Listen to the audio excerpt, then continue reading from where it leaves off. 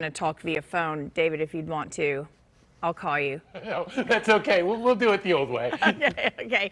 So there's some calls for a profit tax on big oil companies.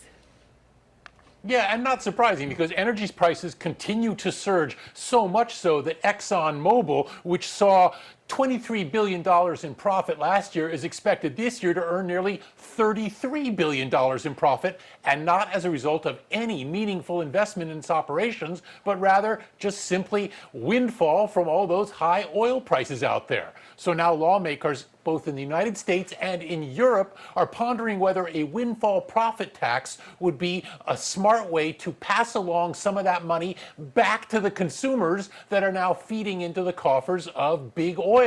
You know, it's not such a far-fetched idea. In the past, both the U.S. and Britain imposed such levies during times of surging oil prices. But at the moment, in the polarized political environment that we find ourselves, it's hard to imagine conservative lawmakers anywhere embracing such an idea. So even though there is legislation right now in the Senate to do this, it's unlikely it would go very far. Now, the oil industry groups that are out there say this would be a terrible idea because it would discourage oil companies from investing in new domestic production. But that's sort of a gratuitous argument at best, because as I say, the current windfall is not through any form of investment alone, meaning that the oil companies are simply getting lucky. And so they should not be discouraged at all from putting their investment and their dollars into other forms of production. All right, Kohl's is confirming that it has received offers to buy the chain.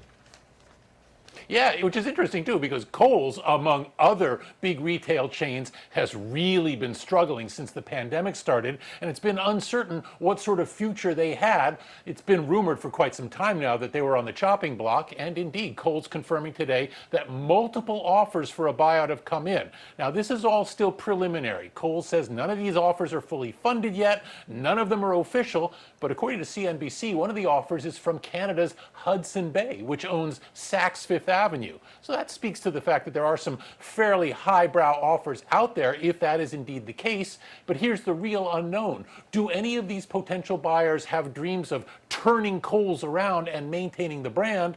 Or is there something else at work here, such as getting access to these spaces and then using them for a different brand, like, say, Saks Fifth Avenue, or simply making a play for the real estate, because it seems that a lot of malls are not going to be coming back and the real estate is now the most valuable asset. So it's not sure what sort of future Kohl's might have at this point. Nevertheless, there is interest in the chain, and we'll see where that goes from here. And in terms of Applebee's, a lot of people, you typically sit down at that restaurant, but the next time you go, you might actually be sitting in your car. Why is that?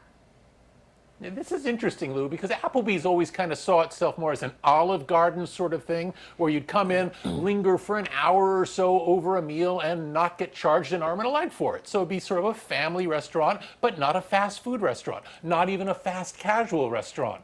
But now Applebee's is repositioning itself in the marketplace as a competitor for McDonald's and McDonald's other rivals, like, say, Burger King. This is a factor of Applebee's having adjusted during the pandemic to people not coming in and lingering in the restaurant, but rather ordering to go or coming and picking it up. And that's what seems to be at work here. Right now, more than a quarter of Applebee's sales are to go. And that's why the company is now investing in drive-through windows, just like McDonald's, just like some of the fast food chains out there. It seems as though that Applebee's is taking hesitant steps. They're not putting a drive-through in at every outlet, but they are putting them in at some and seeing how they look. It almost makes you think that as we enter a new era where restaurants are focused in large part on to-go and delivery orders, they're all just going to be competing with each other, which is to say, they're all going to be competing with McDonald's. Well, Walker Hayes is going to have to redo the lyrics on his song, you know. So. I'm not sure I think you're right. Which one is that? It's an Applebee's song. Yeah. Oh, okay. It's called listen to that Fancy one. Like, you know. You've heard it. Oh, that's right. That's right. I'll play it for you during the break. All right, David. Great to see you. We'll see you again at 1 o'clock. Appreciate it.